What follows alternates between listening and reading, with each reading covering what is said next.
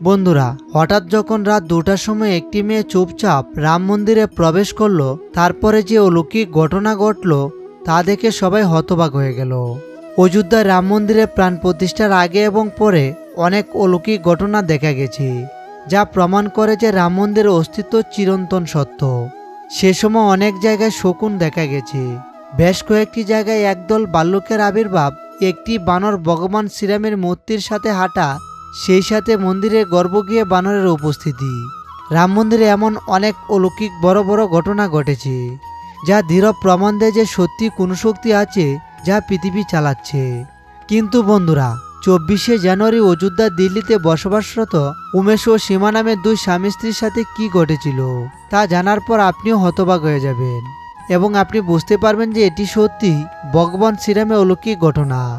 22শে জানুয়ারি 2024-এ রামলালার প্রাণ প্রতিষ্ঠা করা হয়েছিল।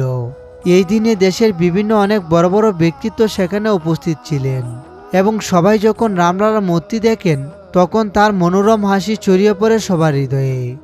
মূর্তিটি তৈরি করা ভাস্কর আরও জানান, প্রাণ প্রতিষ্ঠা হওয়ার পর মূর্তির অভিব্যক্তি বদলে যায়, হাসি পাল্টে গিয়েছে, মনে হচ্ছে মূর্তির ভেতরে যেন প্রাণ এসেছে। তাই হিন্দু ধর্মের প্রাণ প্রতিষ্ঠা জীবনের সমান গুরুত্বপূর্ণ। এটি একটি জিনিস প্রমাণ করে যে রামলালা আসলে অযোধ্যায় বসবাস করছেন। 23শে জানুয়ারি 2024 সাল থেকে ভগবান শ্রীরামের মন্দিরের দরজা সাধারণ ভক্তদের জন্য উন্মুক্ত করা হয়েছিল এবং লক্ষ লক্ষ ভক্ত দর্শনের জন্য মন্দিরে পৌঁছেছিলেন। বন্ধুরা, 23শে জানুয়ারি প্রায় 5 লক্ষ মানুষ রামলালা দর্শন করেছিলেন। উমেশ এবং সীমা রাম মন্দির দেখতে চেয়েছিলেন কারণ তাদের বাবা একজন মহান রাম ভক্ত ছিলেন এবং অযোধ্যায় রাম মন্দির নির্মাণের জন্য কর সেবায় ভূমিকা পালন করেছিলেন। তার বাবা নিজের চোখে রাম মন্দির নির্মাণ দেখতে পারেনি, তবে তিনি তার স্ত্রী এবং 12 বছর বয়সী মেয়েকে নিয়ে দিল্লি থেকে অযোধ্যার উদ্দেশ্যে রওনা হয়েছেন। তার সাথে তার বাবা ছবি তুলেছেন। তিনি বিশ্বাস করেছিলেন যে এই ছবির মাধ্যমে তিনি তার পিতাকে প্রভু শ্রীরামের দর্শন করাতে সক্ষম হবেন। কিন্তু উমেশের কোনো ধারণাই ছিল না যে 24শে জানুয়ারি রাম মন্দিরে আরও বীর আসতে চলেছে। তারা অযোধ্যায় পৌঁছালে অযোধ্যার দৃশ্য সত্যি দেখার মতো ছিল। রেল স্টেশনে পৌঁছে তার মনে হলো সে আসলে ঈশ্বরের শহরে এসেছে, কারণ ত্রেতা যুগে অযোধ্যাকে দেবতাদের শহর বলা হতো। কথিত আছে যে ভগবান বিষ্ণু যখন ভগবান শ্রীরাম রূপে অবতীর্ণ হন এবং অযোধ্যায় জন্মগ্রহণ করেন, তখন অনেক দেবদেবী তার প্রজা হন এবং অযোধ্যায় জন্মগ্রহণ করেন, আর তারা নিজের চোখে তার লীলা দেখেছিলেন। ভগবান শ্রীরাম যখন সরবু নদীতে বিলীন হয়েছিলেন, তখন সমস্ত নগরবাসীও সরবু নদীতে বিলীন হয়ে গিয়েছিলেন, কারণ তারা সকলে ছিলেন দেবদেবী। উমেশ এবং সীমা যখন অযোধ্যা শহরের মহিমা দেখেছিলেন, তারাও হতবাক হয়েছিলেন, কারণ এটি কোনো সাধারণ জিনিস ছিল না। বন্ধুরা, অনেকেই বলে শহরের সঙ্গে মন্দিরের গুরুত্ব কি? যে কোনো স্থানে একটি বিশাল মন্দির নির্মিত হলে এটি শহরে উন্নতি নিয়ে আসে, এটি অনেক লোকের কর্মসংস্থান ব্যবস্থা করে এবং একই সাথে শহরের অগ্রগতির একটি মাধ্যম হয়ে ওঠে। একইভাবে অযোধ্যা যেভাবে রাম মন্দির তৈরি হচ্ছিল, সেখানে উন্নতি স্পষ্টভাবে দৃশ্যমান ছিল। কিন্তু উমেশ এবং সীমা যখন তার 12 বছরের মেয়েকে নিয়ে রাম মন্দিরে পৌঁছান, তখন সেই সময় প্রায় সন্ধ্যা আগত এবং লোকজনের সেখানে অনেক ভিড় ছিল। পুলিশ প্রশাসন কোনোরকম ভিড় নিয়ন্ত্রণ করার চেষ্টা করছিলেন, কিন্তু ভক্তরা ভগবান শ্রীরামের জন্য এতটা উন্মাদ ছিলেন যে তারা যে কোনো উপায়ে রামলালাকে এক ঝলক দেখতে চেয়েছিলেন। ওইদিকে উমেশজি তার স্ত্রী সন্তানকে নিয়ে কাতারে দাঁড়িয়েছিলেন। তাদের প্রায় 4 থেকে 5 ঘন্টা লাইনে দাঁড়িয়ে থাকতে হয়েছে। তবে নিজের অভিজ্ঞতা বর্ণনা করতে গিয়ে তিনি বললেন, এত বিপুল ভিড় সত্ত্বেও সকল ভক্তরা একে অপরের সঙ্গে সমন্বয় বজায় রেখে চলেছেন। প্রভু শ্রীরামের উপস্থিতি ছিল সকলের মনে, তাই সবার মধ্যে রামলালার মতো মর্যাদা গড়ে উঠেছিল। সমস্ত ভক্তরা খুব শান্তিতে কাতারে দাঁড়িয়েছিলেন এবং আমরা 4 থেকে 5 ঘন্টা পর রামলালাকে দেখার সৌভাগ্য পেয়েছি। ততক্ষণ রাত শুরু হয়ে গেছে।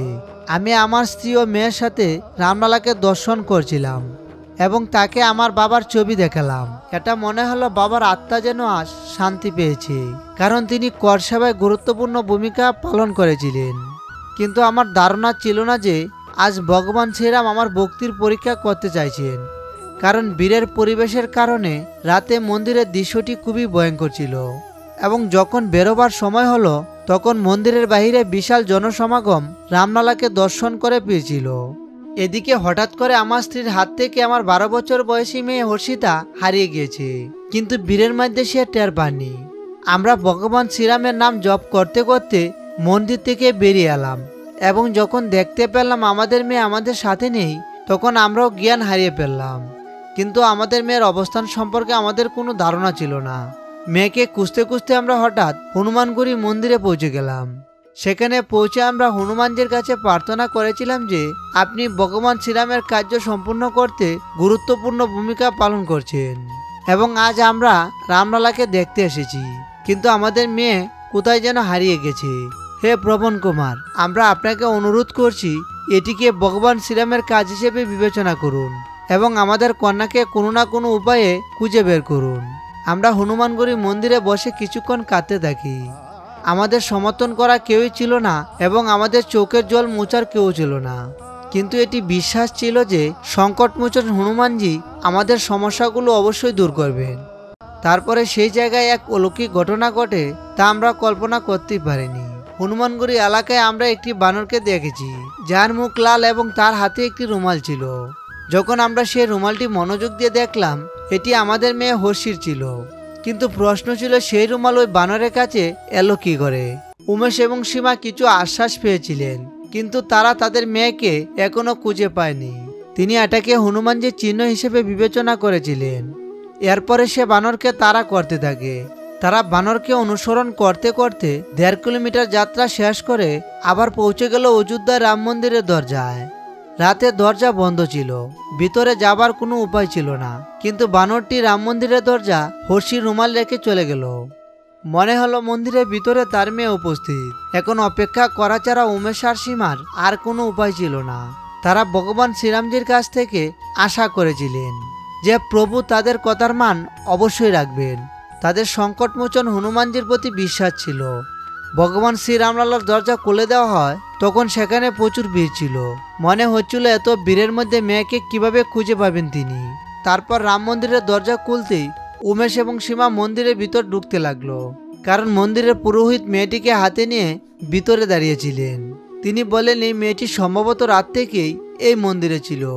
সকালে দরজা খোলার সাথে সাথে আমরা তাকে রামলালার গর্ভগৃহে দেখতে পাই। মনে হচ্ছিল যেন রামলালাই মেয়েটির সাথে খেলছে, আর সাথে একটি বানরও উপস্থিত ছিল যে আমাদের সাথে দেখা করে কোথায় যেন হারিয়ে গেছে। সীমা উমেশ তাদের মেয়েকে ফিরে পেয়েছিলেন। তার বিশ্বাস ভেঙে যায়নি, বরং তাদের বিশ্বাস আরও বেড়ে গেল। কিন্তু তারপরও প্রশ্ন ছিল যে তাদের 12 বছরের মেয়ে হর্ষি রাতে মন্দিরে থাকলো কিভাবে? তাকে কি মন্দিরের ভিতরে রেখে দেওয়া হয়েছিল নাকি বাহিরে? বন্ধুরা, নিরাপত্তাহীনতার কারণে এটি হনুমানজির একটি অলৌকিক ঘটনা যে তিনি কোনোভাবেই মেয়েটিকে রামলালার গর্ভগৃহে রেখে যান। যাই হোক না কেন, এটাও একটি বড় অলৌকিক ঘটনা ছিল যে একজন বাবা মা তাদের হারানো মেয়েকে ভগবান শ্রীরামজি কৃপায় ফিরে পেয়েছিলেন। এরপর আমরা আবার দিল্লি চলে যাই এবং আমাদের সাথে ঘটে যাওয়া ঘটনা কি সকলকে জানাই। সকলে একই কথা ছিল যে শহরে ভগবান শ্রীরাম বসবাস করেন এবং যার রক্ষক হনুমানজি স্বয়ং, সেখানে কোনো প্রকার ভয়ের প্রয়োজন নেই। তো বন্ধুরা, আজকে এই পর্যন্তই। আজকের ভিডিওটি যদি আপনাদের ভালো লেগে থাকে তাহলে একটি লাইক দিন এবং আপনি সত্যিকারের রামভক্ত হয়ে থাকলে জয় শ্রীরাম লিখুন এবং সবসময় এরকম ভিডিও দেখার জন্য আমাদের চ্যানেলটি সাবস্ক্রাইব করে বেল আইকনটি বাজিয়ে দিন এবং সকলের শ্রদ্ধার সহিত কমেন্ট বক্সে লিখুন জয় শ্রীরাম।